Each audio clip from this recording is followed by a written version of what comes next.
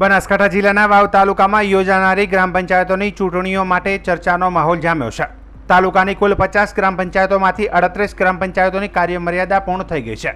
આમાંથી 7 નવીન ગ્રામ પંચાયતો હાલમાં અસ્તિત્વમાં આવી છે। તે ઉપરાંત 2 ગ્રામ પંચાયતોની પેટા ચૂંટણી અને 10 ગ્રામ પંચાયતોમાં 12 વોર્ડ માટે પણ મતદાન થવાનું છે। અહીં નવી અસ્તિત્વમાં આવેલી ચુવા ગ્રામ પંચાયતની ચૂંટણીમાં આજે સરપંચ પદ માટે અમરીબેન રામાભાઈ પટેલે પોતાનું ફોર્મ નોંધાવ્યું હતું। તેમણે ગ્રામજનો અને સમર્થકોની હાજરીમાં ઉત્સાહભેર પોતાની ઉમેદવારી નોંધાવી હતી।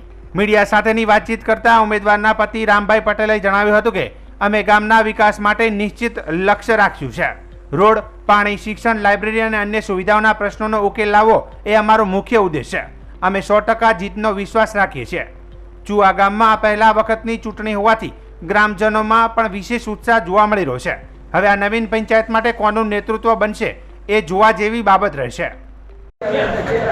આજે ચુવા ગામની ગ્રામ પંચાયત માટે આટલા દાડા વહીવટદાર ચાલુ હતો અને હવે ગામના વિકાસ માટે તમામ કોમના મળીને આજે અમે સરપંચ માટેનું ફોર્મ ભરવા આવ્યા।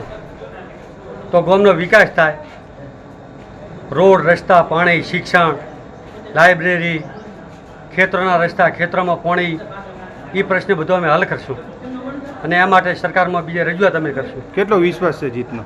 1000%, 100% જેટલા હોય એટલા ટકા।